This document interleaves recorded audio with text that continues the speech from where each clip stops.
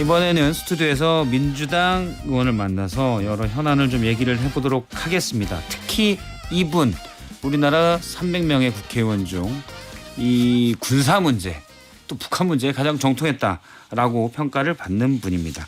부승찬 더불어민주당 의원 나와 있습니다. 안녕하십니까? 예, 안녕하십니까? 안녕하세요. 예. 그래서 또 스튜디오에서 이렇게 뵈니 반갑네요. 예, 반갑습니다. 말쑥해지는 것 같아요. 방송에 나오실 때 특히. 알겠습니다. 근데 저희가 북한 무인기 얘기를 집중적으로 여쭤보려고 네. 이 분야에 가장 전문적인 부승찬 의원님을 모셨는데 네. 강선우 의원 얘기를 안 할 수가 없을 것 같아요. 이 자진 사퇴 결과에 대해서 짧게 말씀해 주신다면. 저로서는 상당히 개인적인 의견입니다만은 안타깝죠.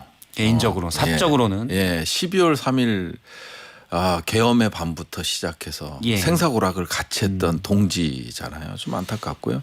근데 논란이 계속적으로 지속되고 예. 있는 상황이었고 그리고 이게 또 정권의 부담으로 가는 상황에서 결단을 하신 거니까 예. 그 결단을 상당히 존중한다. 이 정도로 하고 넘어가시죠. 알겠습니다. 넘어갈까요? 네. 지금 바로 추가 질문이 있었는데 알겠습니다. 부승찬 의원이 또 넘어가라니까 우리가 또 말을 잘 듣습니다. 예. 사실 뭐 시간이 많지 않아서 이 부분을 집중적으로 또 여쭤보겠습니다. 네. 특검 수사가 진행 중인데 많은 국민들이 이 내란 특검에서 아직 수사 조사가 제대로 안 됐다고 생각하는 게 외환죄입니다. 예. 혹시 전쟁 또는 국지적인 분쟁 이런 것들을 유도하려고 한 건 아닌지. 예. 자, 지금 이제 김용대 이제 지난해 10월에 우리나라 무인기가 그렇죠. 드론사에서 운영하는 무인기가 북한 평양에 떨어졌잖아요. 예. 고의로 떨어뜨린 건지. 예. 이게 이제 관건인데 핵심에 대해서 일단 딱 짚어주신다면. 뭐 10월에 세 차례 예. 무인기를 평양에 보냈고요. 11월에 한 차례 또 북한으로 무인기를 보내는 그런 작전을 수행했죠. 저는 작전이라고 이 네이밍을 할 필요가 없는 예. 그런 극악무도한 그런 행위였다고 봅니다. 왜냐하면 우리 군의 생명을 담보로 했고요. 국민의 예. 생명을 담보로 했기 때문입니다. 왜 그러냐면 이 무인기는 애초에 군사작전으로 쓸 수 없는 무인기입니다. 쓸 수 없는 무인기임에 불구하고 정전협정을 위반하면서까지 북한에 보냈습니다. 그것 자체만으로도 큰 중대 범죄 행위라고 저는 보기 때문에요. 예. 그런 점들을 특검이 제대로 밝혀주기를 바랄 뿐이죠. 지금 쓸 수 없는 무인기라는 건 예. 이게 되게 분량이 많아서 예. 노출되고 또는 예. 추락할 염려가 예. 컸던 거다. 예. 그걸 알면서도 보낸 거다라는 그렇죠. 거죠. 그러니까 거기에 대북 전단통이 들어있어서 예. 이른바 평양에 삐라를 부린다. 그건 뭐 그래 작전이라고 생각할 수 있겠어. 예. 그런데 그러면 제대로 된 걸 보냈어야지 그렇습니다. 이런 말씀이신 건가요? 법과 절차를 따라야 되는 거죠. 왜냐하면 자칫 우리가 법에 명시한 그런 획득 절차, 예. 무기를 가져오는 도입하는 절차를 거치지 않는 경우에는 군사작전용으로 쓸 수 없습니다. 왜 그러냐면 암호화도 안 돼 있죠. 그리고 북한이 아닌 상대국에 들킬 가능성도 많죠. 있죠. 그렇게 됐을 때는 전쟁으로 이어질 가능성이 있기 때문에 우리는 그 절차를 지금까지는 준수해 왔습니다. 그런데 예. 그 절차를 무시하고 이루어진 거거든요. 도입이 된 거예요. 그러니까 합참에서 예를 들어서 무기를 군사작전용으로 쓸 무기라는 건 합참에서 소요 결정을 해줘야 됩니다. 예. 그런 게 소요 결정이 이루어지면 선행 연구가 있고 기본적으로 타당성 조사를 하고 나중에는 이제 전력화 평가를 하게 됩니다. 예. 그래서 이건 군사작전용으로 써도 돼. 그런데 결정적인 거는 그 무인기는 군사작전용으로 쓸 수 없다. 소음도가 너무 강하다. 너무 2km 상공에서도 소음이 들린다. 그래서 우리 군이 도입을 포기한 무인기입니다. 그거를 우회로 해서 획득한 거거든요. 우회로 해서. ADD, 카이, 성우 엔지니어링이라는 이 우회를 사업 방식을 통해서 예. 획득한 겁니다. 그렇기 때문에 써서는 안 될 건데 그리고 또 한 가지는 뭐냐면 군사작전을 쓰기 위해서는 암호화가 돼야 됩니다. 예. 그거는 이제 국정원에서 암호화 검증을 해줍니다. 예. 암호 모듈 검증 제도라는 게 있어서 왜냐면요. 무인기도 이게 통신이 되고 있으니까 추락하거나 이러면 예. 비행 데이터라든지 이런 게 있잖아요. 어. 그러면 포렌식을 통해서 이 데이터를 뽑을 거 아니에요. 그렇죠. 상대국에서. 이거를 뽑더라도 암호를 해제하지 못하면 어디서 보냈는지 뭐 이런 게 밝혀지지 않기 때문에 예. 그런 무인기에 대해서는 암호화 이제 검증을 하게끔 돼 있는데 그게 이루어진 게요 12월입니다. 예. 그러면 10월, 11월에 보낼 때는 만일 돼 추락하게 있었다. 되면 이거 한국에서 보낸 거다. 그냥 들켜라. 들켜라. 그러면 들켰을 때 어떤 현상이 일어나요? 북한이 끔찍한 사태를 맞이하게 될 것이다. 예. 이렇게 얘기를 했잖아요. 그게 뭐냐면 군사상해 형법 99조의 일반 이적죄에 해당되는 예. 거죠. 대한민국의 군사상해 이익을 해하는 경우입니다. 해하는 자. 그러니까 일반 이적죄는 갈 수밖에 없고요. 합참이 이제 9월 이후에 이 작전에 관여를 했다라는 거냐. 합참 역시 직무유기. 직무유기. 본인들은 그 얘기를 하잖아요. 이 부분을 좀 이게 상당히 되게 끔찍한 일이어서 예. 좀 정확히 짚고 넘어가야 할 것 같은데 예. 일단 김용대 드론 예. 사령관 같은 경우도 그 주장을 계속하고 오고 있습니다. 예. 이거는 정식 작전이다. 예. 우리가 어떤 군사적 목적 물론 이제 구승찬 의원님은 고의로 추락을 유도한 거다. 예. 국지전을 유발하기 위해서 북한을 예. 자극시키기 위해서. 예. 근데 국지전이 아니고 만약 북한을 뭐 함의로 본다면 드론 김용대 사령관의 함의로 본다면 추락하더라도 북한 무인기도 우리나라 그 용산 상공에 왔었는데 우리도 그냥 대응한 거다라는 논지로 주장할 수 있거든요. 예. 그게 이제 하나가 있고 아니다. 정말 말씀하신 것처럼 국내에 불리한 이슈들을 감추기 위해서 국지전이나 도발을 유도하려고 억지로 말씀하신 대로 불완전한 무인기를 보낸 거다. 이게 판단하기 애매한 부분들이 있다라고 생각하는 부분들이 있는 것 같아요. 예. 정리를 좀 해 주시죠. 이제 합참이 얘기하는 게 뭐냐면 반대했던 논리는 비례성의 원칙이었습니다. 예. 그러니까 북한이 무인기를 보내면 우리가 즉시성에서 바로 예. 보내야 됩니다. 바로. 똑같은 종류를 보내야 돼요. 이게 결국은 뭐냐면 즉시성과 비례성의 원칙을 지켜야만이 국제법에 위반되지 않는 겁니다. 예전에 이제 북한이 탄도미사일 실험을 하면 우리가 예. 이제 동해상으로 예. 위쪽으로 탄도미사일 보내는 예. 것과 같은 거고요. 네, 그렇죠. 이제 비례성의 원칙인데 결국 즉시성과 비례성 그리고 상대국에 북한을 상대국이라 하는 표현이 맞을지 모르겠지만 보내면 예. 바로 즉시적으로 우리가 그 무인기를 보내야 되는 게 맞는 겁니다. 예, 그래서 과거에 2022년 12월에 우리 5대의 북한 무인기가 들어왔잖아요. 한 대 예. 한 대는 용산까지 왔고. 용산까지 왔죠. 그런데 우리가 이제 윤석열 지시로 북한에다 무인기를 보냅니다. 예. 무인기를 보냈는데 이걸 가지고 유엔사 정전위에서 특별 조사를 한 거 아시죠? 그래서 발표도 나왔습니다. 결과 예. 발표도.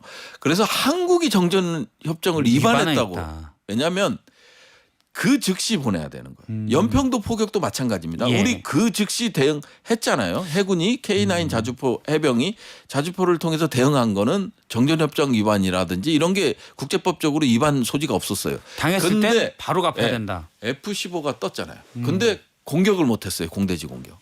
이거는 시간이 4시간인가 지연됐기 때문입니다. 예. 그러면 우리가 전쟁을 유발하는 공격자가 돼버리는 거예요. 말씀은 이제 북한 무인기의 대응이라고 보기에는 즉시성과 비례성의 원칙에서 어긋난다. 이거는 별개의 예. 작전이든 작전이죠. 수작이든 아무튼 그런 그런데 거다라고 저는 보시는 작전이라는 얘기를 여전히 작전이라는 정상 작전이면 보낼 수 있어요. 왜냐하면 정전협정 위반이라도 대한민국의 군사 주권적 결정 영역이라고 전 보기 예를 들면 때문에. 북파 공작 때도 있으니까요. 예. 근데 이건 주권적 영역에서 비밀 작전으로 보낼 수는 있어요. 근데 다만 이런 식의 무인기를 보내면 안 된다는 거죠. 네. 그리고 합참이 이걸 지적했어요. 예. 또 비례성의 원칙에 대해서도 지적했어요. 그러면 이제 합참까지도 이제 문제가 되는 겁니다. 예. 예. 그리고 김용현이 얘기한 것도 보면 김용현이가 경호처장일 때 이 기획이 일어납니다. 그러면 정상적인 루트를 밟지 않은 거잖아요. 경호처장이면 경호나 잘하면 되는데 그렇죠. 북한 무인기를 물론 군 출신이긴 하지만 김영현 예. 당시 경호처장이 이런 건 사실 이해가 안 되는 거죠. 경호처장 신분에서 지시를 한 거거든요. 예. 그래서 기획팀이 꾸려진 거란 말이에요. 그게 지난해 6월입니다. 예. 그러면 당시에는 경호처장이었죠. 그렇죠. 그러면 불법이죠. 어. 정상적인 관련돼서 의원님이 제보를 하나 받으셨다고 공개한 예. 메모가 있어요. 예. 그러니까 이게 합참부터 시작된 정상적인 작전이 아니고 예. 사실은 다른 곳에서 시작된 그렇죠. 것이다. 예. 그 메모를 잠깐 화면에 나올 띄워드릴까요? 예. 예. 지금 24년 6월에 예. 드론사 부대원이 작성한 메모가 지금 화면에 나오고 있습니다.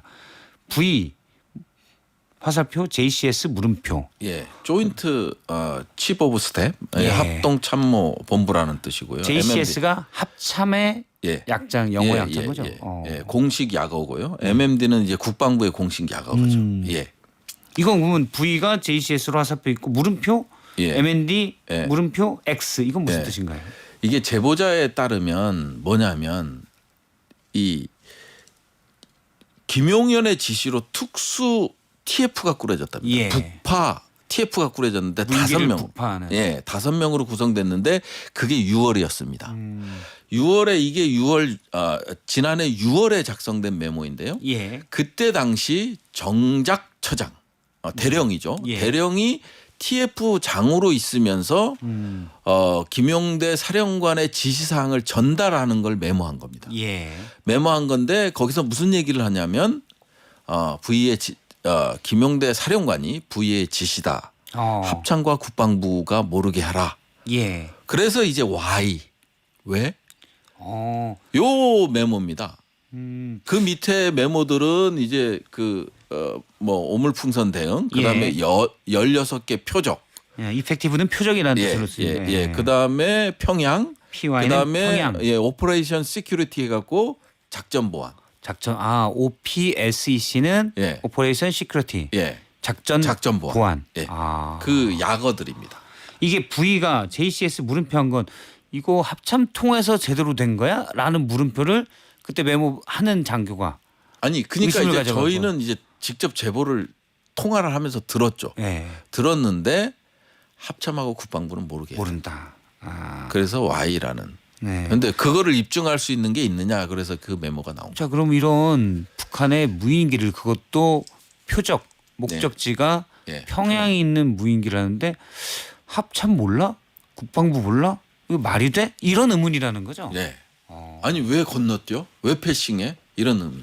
그렇죠. 정규 작전이라면 아무리 비판 작전 말씀하신 대로 정전협정을 뭐 필요에 따라서 위반한다고 치더라도 예. 우리가 다 공개하거나 할 수는 없으니까. 그렇죠. 그런데 이걸 합참도 모르게 예.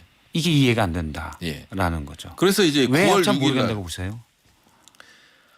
일단 합참이 알면 노할 가능성이 높습니다. 아, 이건 도발이잖아요. 도발이니까. 전쟁 개시가 되는 거잖아요. 예. 그게 일명 불법 전투 개시 어. 가능성이 있는 거잖아요. 예. 왜냐하면 내가 무인기도 일종의 무기고 포탄이잖아요. 예. 그 보냈는데 북한이 공격을 해. 음. 그러면 정당한 사유 없이 이루어진 불법 전투 개시잖아요. 예. 그렇기 때문에 합참은 사형에 해당돼요. 이건 군형법상의 불법 전투 개시는 사형에 해당되기 때문에 합참이 알 경우 인지했을 경우는 이걸 막았겠죠. 예. 그래서 이제 이승호도 작전본부장도 합참 작전본부장에도 특검 가서 그 얘기를 하는 거 아니에요. 이건 비례성의 원칙에 위배된다. 전쟁을 유발할 수 있다. 그렇죠. 충돌로 갈 수 있다. 예. 이렇게 해서 반대했다라는 거를 특검에 가서 진술을 했다는 거 아닙니까? 언론 보도에 따르면. 근데 지난해 9월 6일 날 김용현 장관이 취임하면서 경호처장에서 국방장관이 되면서 그때부터는 야 까라면 까 이렇게 가는 거죠. 그러니까 이 작전이라는 거는 기획, 준비, 시행으로 가는데 예. 기획 준비부터 치밀하게 해야 될 거 아니에요. 작전적 요소들을 다 분석 검토하고 이건 합참 차원에서 이루어진단 말이에요. 그러면 여기에 있는 문서들이 다 있을 거예요. 예. 만일 이게 기획 단계에서부터 합참이 들어갔다면 이 문서들을 찾아내는 것도 중요하고 아니면 지금까지 얘기로는 뭐냐면 합참의 이승호 작전본부장이 예. 내란 특검에서 진술한 내용은 뭐냐면 자기네는 시행 단계에서만 관여했고 우리는 반대 의견을 피력했다. 반대 의견을 피력했다. 이 얘기를 하는 거예요. 일단 정서적으로 본다면 이슈를 돌리기 위해서 북한과의 어떤 국지전을 유발했다. 이건 국민들의 정말 안위를 위협한 일이기 때문에 예. 정말 천일 공노할 일인데 자 법적으로 본다면 국방부 장관 김용현 장관이 국방부 장관으로 취임한 뒤에 자, 합참을 통해서 예. 그다음에 이제 합참 본부장과 합참 의장은 알고 있었다고 되는 것 같아요. 보고가 됐었다. 예. 그 법적으로는 이거는 합참의 정식 라인을 따른 거니까 문제가 없는 건가? 이런 아니죠. 의문이 또 있어요. 아니죠. 법적 요건을 충족하기 위해서는 아까 전제 조건을 얘기했잖아요. 예. 이 무인기가 군사 작전에 쓸 수 있는 무인기. 쓸 수 없는 무인기고 예. 2km 상공에서 이미 전투용 부적합 판정을 받은 무인기를 그리고 군사 작전용으로 쓰지 않겠다고 국방과학연구소에서 획득한 무기 체계를 예. 드론사로 관리 전환을 시키고 무상으로 그러고 나서 이거를 평양에 사용하고 그리고 작전도 보면요 무인기를 개조하잖아요. 비전문가가 예. 이게 항공역학이잖아요. 뒤에 이제 착륙 랜딩 폼을 떼내서 거기다가 삐라통을 삐라통 붙이고 그리고 평양에서는 300m 가량에서 저공으로 비행으로 한 10바퀴 정도 돌잖아요. 들키라고 돌았다. 아니 이게 어떻게 군사작전으로 거죠. 이해가 돼요. 은밀성이 알겠습니다. 준데 예. 이거 아직 전혀 진척이 안 된 게 또 하나 있습니다. 예. 몽골 공작. 정보사 예. 장교들이 몽골에 갔다가 잡혔어요. 예. 하고 정보사령관이 직접 몽골까지 갔습니다. 이게 계엄과 연관이 있다고 보시나요? 저는 가능성은 충분하다고 보고 또 언론의 보도가 한 번 나왔잖아요. 예. 북한 대사관을 접촉하기 위한 거다. 이런 제보가 나왔고 거기 중령 소령이 둘이 구금됐었잖아요. 몽골 예. 정보국에 구금돼서 이제 김용대가 전화하고 하면서 이제 또 방면 되는 현상이 있었기 때문에 이것도 충분히 그것도 충분히 가능해요. 이건 북한을 접촉하려는 예비 음모까지는 가능하지 않겠 예. 추가로 나온 정황은 현재로서는 없는 거죠. 예, 뭐 그렇죠. 이제 그다음에 국정원의 암호화 모듈에 대한 검증을 거치지 않고 평양에 보낸 게 이제 추가된 거죠. 새롭게 나온 거죠. 예. 알겠습니다. 네. 오늘 부승찬 의원님으로부터 북한에 보내진 무인기 이게 이제 뭔가 북한을 자극해서 이슈를 좀 북풍을 만들려고 했던 건 아니냐 이런 의혹들에 대해서 좀 얘기를 들었습니다. 더불어민주당 부승찬 의원이었습니다. 오늘 말씀 고맙습니다. 고맙습니다.